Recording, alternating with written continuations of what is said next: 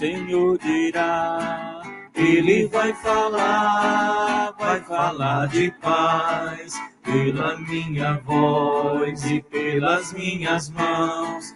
Jesus Cristo vai falar de paz. Aleluia. Aleluia, aleluia, aleluia, aleluia, aleluia, aleluia.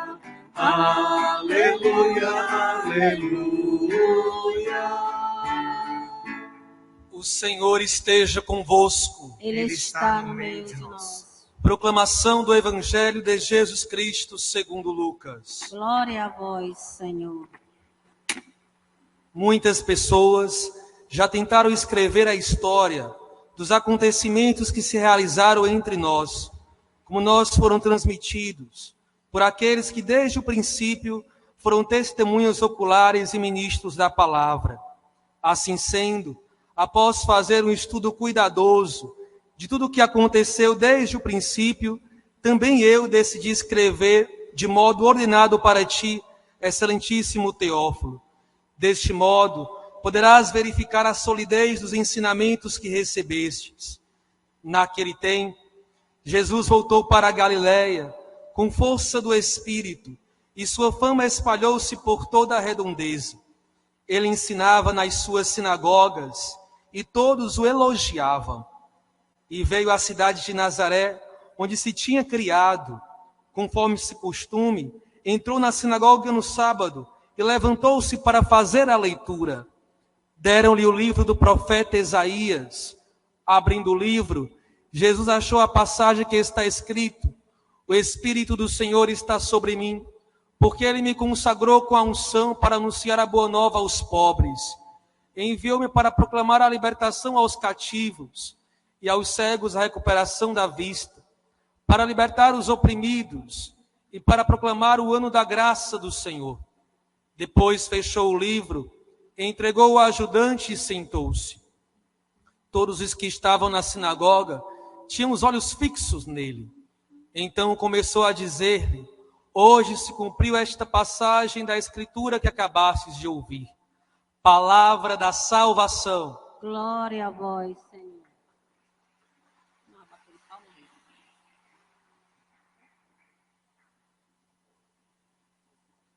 Que as palavras do Santo Evangelho apaguem nossos pecados. Caros irmãos, hoje, nesse domingo dedicado à Palavra de Deus, tanto a primeira leitura quanto o Evangelho nos trazem presente a força e a importância dessa palavra. Não só para o povo de Israel no Antigo Testamento, não só para o próprio Cristo que tomara o texto do profeta Isaías e o proclamara dizendo que se cumprira na vida dele esse texto, mas também para nós, hoje, no hoje da nossa vida. É importante dizer, já de primeira, o porquê que o texto da primeira leitura foi proclamado num tempo tão difícil. O livro de Neemias conta esse acontecimento no qual o povo de Israel, tendo sido deportado para o exílio da Babilônia, recebe por graça a possibilidade de retornar para a sua terra. E retornando para a sua terra, eles querem recomeçar. E esse recomeçar a vida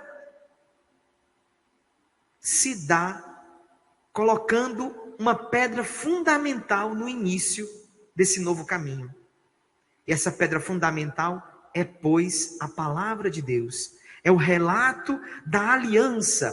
É a narração de todos os acontecimentos que são evidentes do amor de Deus por nós. O texto é claro. Voltando eles do exílio da Babilônia, Esdras manda construir um tablado, e de um lugar alto, a palavra é proclamada aos homens, às mulheres, e a todos que podem escutar. Às vezes me perguntam, padre, por que na igreja o ambão, a palavra de Deus é num lugar mais alto? Não é porque a gente tem que ser maior do que vocês, porque a gente é mais importante, porque o padre é mais importante. Não. É porque a palavra de Deus e o santo sacrifício que celebramos nesse altar deve ser visto por todos, deve ser visto, sentido e ouvido por todos. Hoje nós temos o recurso da técnica, que não só aqueles que estão aqui na missa escutam, mas você que está em casa também pode escutar a proclamação e a homilia dessa palavra. Mas naquela época não era assim. E o texto diz que à medida em que o texto ia sendo proclamado, solene e dignamente, o povo atento a essa proclamação chegava a chorar. Padre, por que o povo chorava? E aqui eu dou uma paradinha para dizer, como seria maravilhoso que nós, aqui na Assembleia Litúrgica, pudéssemos vir à missa com esse desejo de ouvir essa palavra que conduz à reconstrução da nossa vida. Porque não sei vocês, tem semana que a gente termina, ou melhor, começa abatido. Quando a gente olha para a agenda da semana e vê a quantidade de coisa que a gente tem que fazer, aí, meu Deus! E quando temos que tomar decisões que a gente não sabe por onde ainda caminhar. Por isso que é importante a palavra de Deus no começo da semana, no domingo, para que ela possa iluminar todos os acontecimentos que se seguirão. O texto diz, eles estavam atentos. E eu pergunto, será que nós estamos atentos a essa palavra de Deus? Muitas vezes nós pegamos esse jornalzinho que recebemos aqui e ficamos apenas olhando. E parece que essa palavra proclamada não cai como semente em nosso coração. Às vezes a gente chora mesmo, porque a leitura não é bem feita, né? A gente não entende. Mas hoje, graças a Deus, foi tudo perfeito.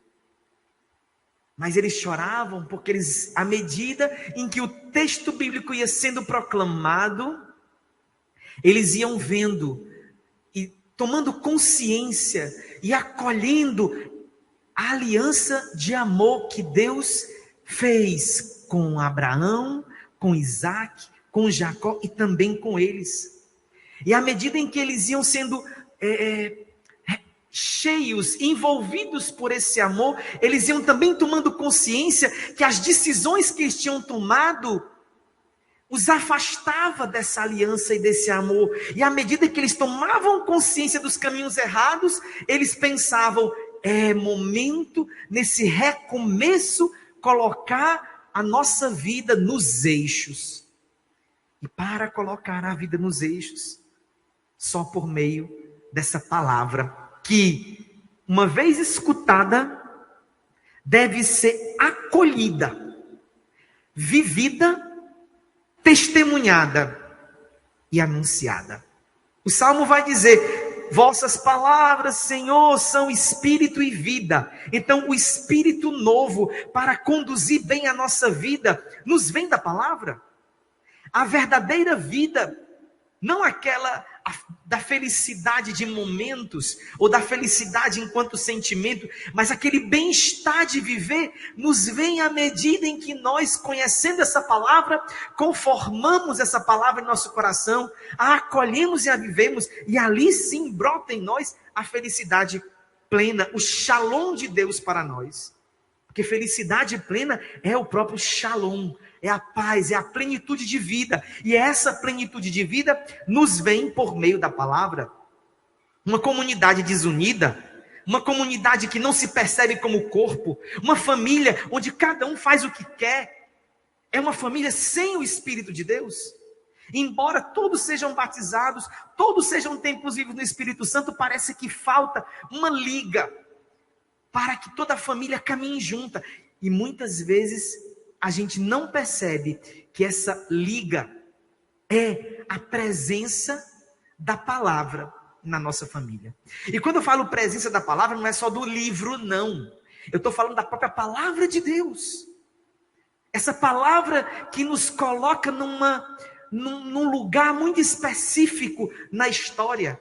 Nós somos filhos no Filho de um Pai que nos ama e tudo criou, e que ao longo da história da salvação não cessou de nos envolver, de nos convidar à conversão. E na plenitude, quando já não havia mais chance para nos salvarmos, Ele envia seu próprio Filho para ensinar a mim, ensinar a você, a cada um de nós, a sermos filhos cumpridores da vontade do Pai, filhos amorosos, filhos obedientes.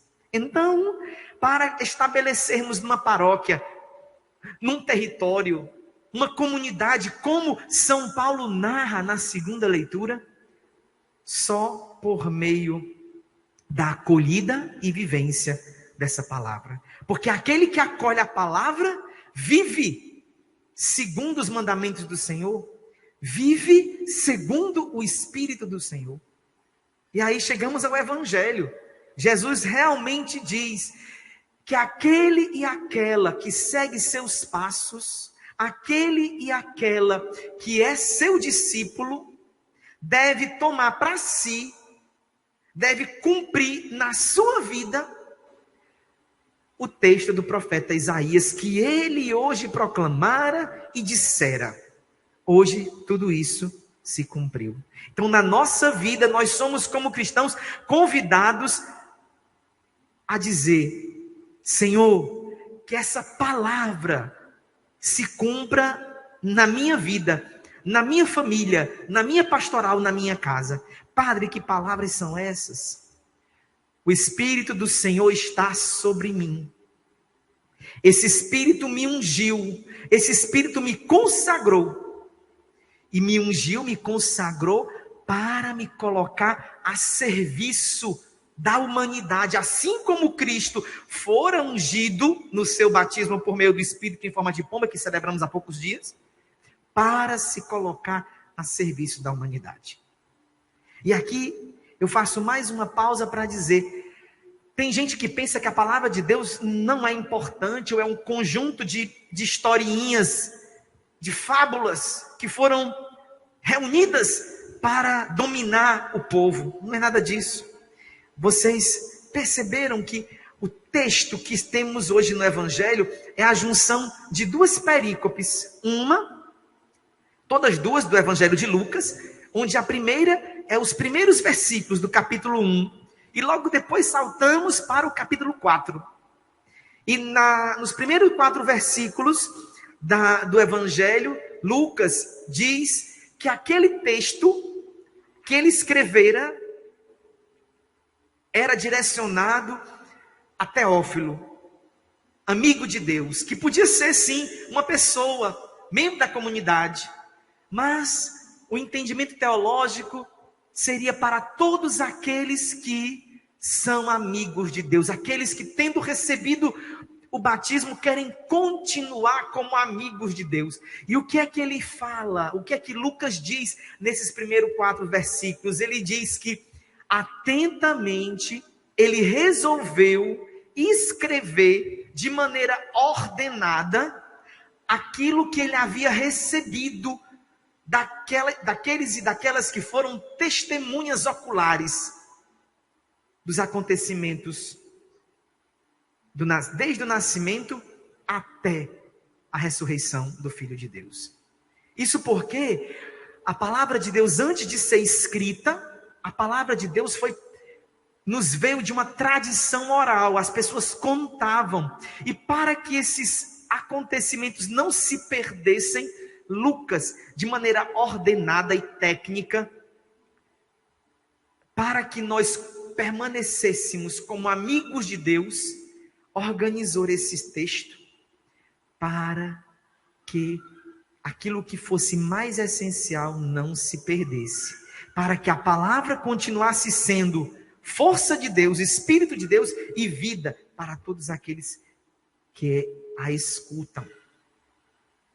Por fim, eu retorno ao texto de Isaías, que Jesus disse que se cumprira.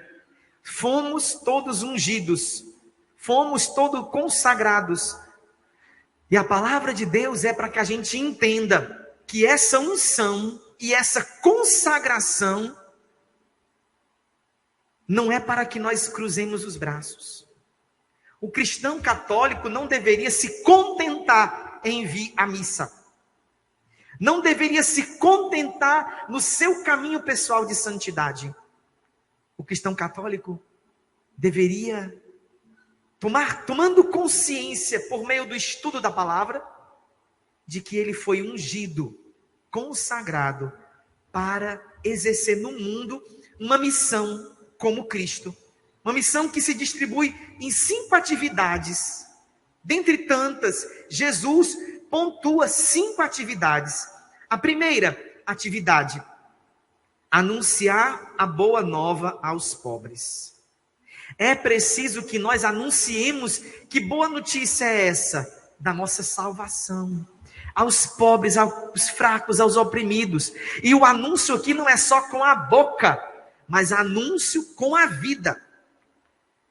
Ele nos enviou, essa unção nos enviou para proclamar, além dessa boa notícia, a libertação para aqueles que estão cativos. Aí eu pergunto, será que a gente consegue identificar as pessoas que são cativas, que estão presas, seja entre 4 paredes, seja amanetadas, acorrentadas, seja na droga, seja no ciúme, seja no ódio, no orgulho? Será que nós olhamos para essas pessoas e desejamos anunciar-lhes a libertação? Libertar, proclamar a libertação aos cativos. A terceira coisa: dar aos cegos a recuperação da vista. Oh, meu Deus, será que a nossa atitude no cotidiano da vida são atitudes de luz? Será que nós somos luz para os outros? Ou nós muitas vezes colocamos os outros em situações desconcertantes e damos contra-testemunho ao ponto delas olharem para nós e não verem o reflexo da luz e continuarem cegas? Porque muitos de nós somos muito santos, mas os de casa vão dizer: que santidade é essa? Por isso que essa unção é para que a gente seja luz para aqueles que estão cegos. Essa unção nos leva a falar e a manifestar a libertação para os que estão oprimidos. E por fim, para proclamar o ano da graça. Padre, o que seria esse ano da graça do Senhor? Esse ano da graça do Senhor significa o perdão de todos os pecados. Precisamos sim, movidos por essa palavra, repletos desse Espírito, ungidos, anunciar ao mundo que não há pecado que não tenha perdão.